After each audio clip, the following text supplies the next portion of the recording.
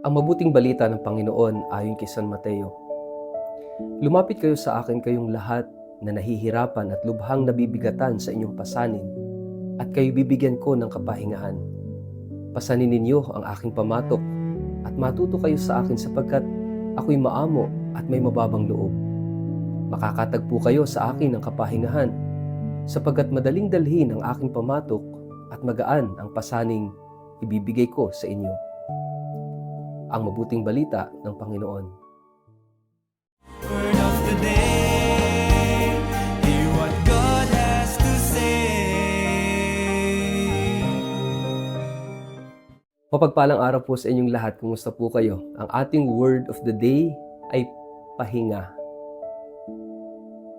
Napansin mo na ba na hindi lahat ng pagod ay nawawala sa pagtulog lang?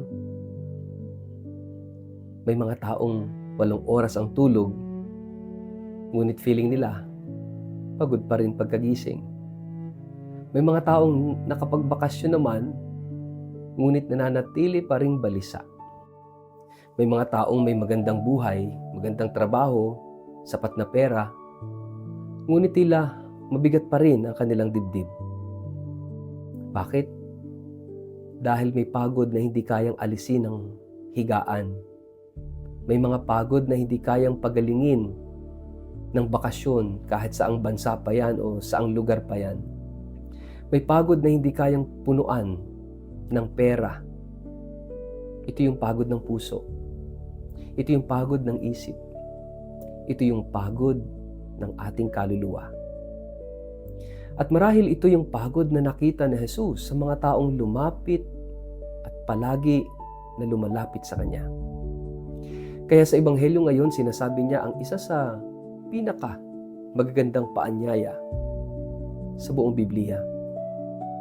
Lumapit kayo sa akin. Kayong lahat na napapagal at nabibigatang lubha, at kayo bibigyan ko ng kapahingahan.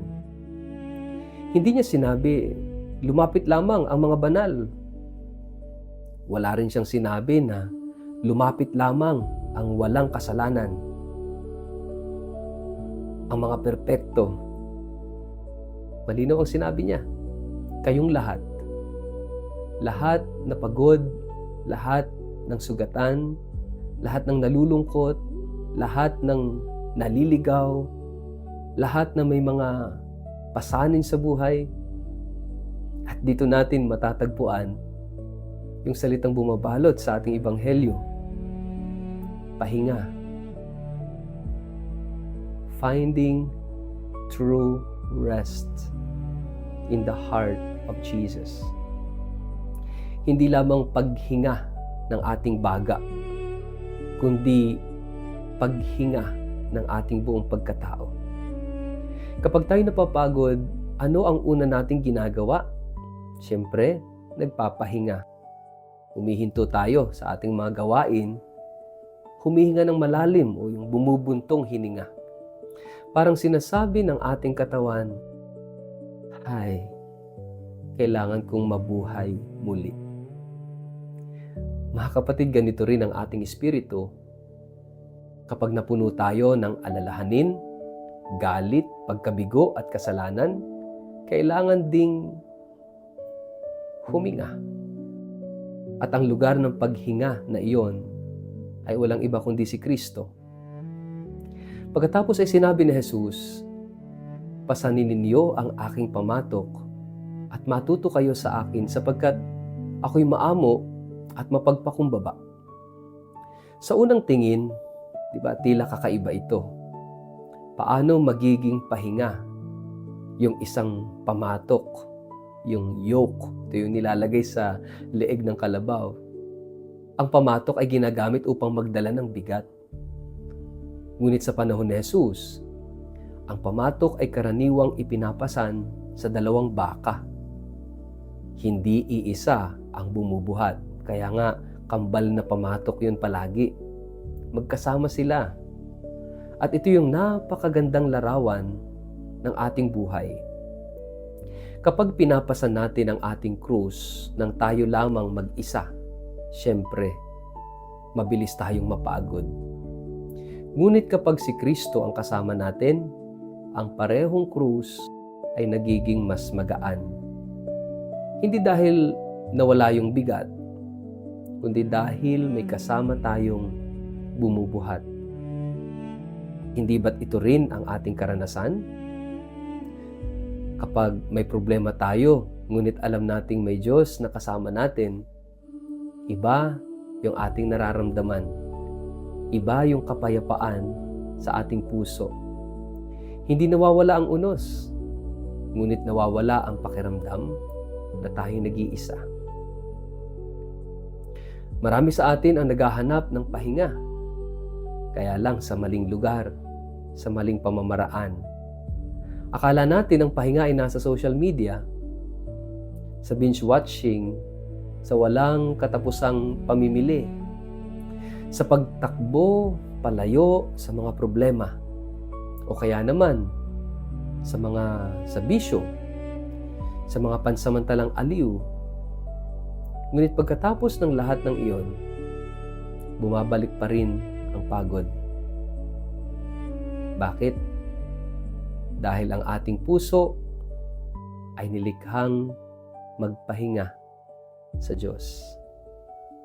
Tulad nga ng sinabi ni San Agustin, at ito palagi nating naririnig, restless is our heart until it rests in you. Ito yung katotohanang ipinapaalala ni Jesus ngayon. Hindi sapat ang pahinga ng katawan kung pagod ang kaluluwa. May isa pang mahalagang salita sa ating ebanghelyo na sinabi ng ating Panginoong Jesus. Malinaw na sinabi niya, matuto kayo sa akin, learn from me. At napakaganda po nito. Ang pahinga ay hindi lamang regalo. Isa rin itong paraan ng pagkatuto, paraan ng pamumuhay. Paano ba mabuhay? Habang natututo tayong maging maamo, habang natututo tayong magpakumbaba, at habang natututo tayong magtiwala, unti-unti ring gumagaan yung ating puso. Maraming bigat ang hindi galing sa Diyos. Bigat ng paghahambing, di ba? Magaling tayo dyan, yung comparison. O kaya naman bigat ng sobrang pag-aalala, yung worrying.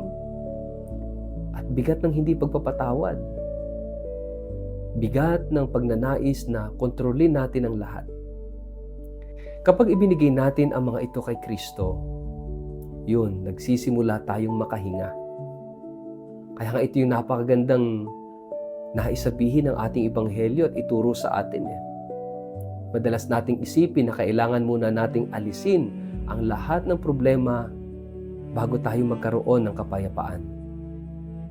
Ngunit para kay Jesus, ang tunay na kapayapaan ay hindi nagsisimula kapag nawala ang problema. Nagsisimula ito kapag lumapit tayo sa Kanya. Hindi niya ipinangakong mawawala agad ang ating mga krus. Ang ipinangako niya ay higit at mas dakila. Ano po yun? Nasasamahan niya tayo. Natutulungan niya tayong magbuhat. Nabibigyan niya tayo ng kapahingahan na hindi kayang ibigay ng mundong ito. At marahil ito yung pinakamalaking himala. Hindi po yung pagkawala ng problema. Hindi yung pagkawala ng hirap sa buhay. Kundi yung pagkakaroon ng kapayapaan kahit naroroon ang problema. Kaya nga ngayong araw na ito, mga kapatid, inaanyayahan tayo ni Jesus na huminto sandali. Huminga. Lumapit. Magtiwala. Hindi tayo nilikhang mabuhay na laging nagmamadali. Hindi tayo nilikhang pasan ang lahat sa mundo ng mag-isa. May Diyos na handang makibahagi sa ating mga pasanin. May Diyos na handang yakapin ang ating pagod. May Diyos na handang magbigay ng tunay na pahinga. Kaya tandaan natin ang isang salita ngayon. Pahinga. Pahinga. Let us find our true rest in Jesus, in the heart of Christ. Sa bawat pagkakataong mabigat ang ating puso, huminto tayo at huminga. Hindi lamang upang punuin ang ating mga baga ng hangin, kundi upang punuin ang ating kaluluwa ng presensya ni Kristo. Sapagkat ang tunay na pahinga ay hindi isang lugar, hindi ito isang bakasyon, hindi ito isang araw na wala kang gagawin, walang trabaho, iiwasan mo, tatakasan mo muna. Ang tunay na pahinga ay isang tao na ang pangalan ay Jesus. Pag nilayan natin, ano ang pinakamabigat na pasaning matagal ko nang dinadala ng mag-isa?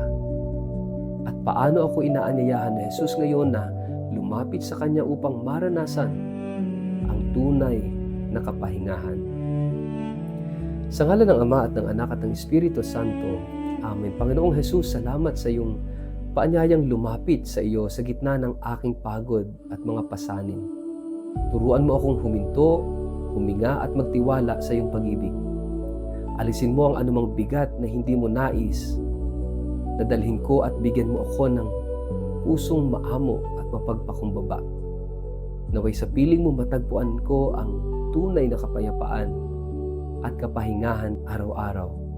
Amen. Pagpalain po kayo at ingatan ng makapangyarihang Diyos, Ama, Anak at Espiritu Santo. Amen.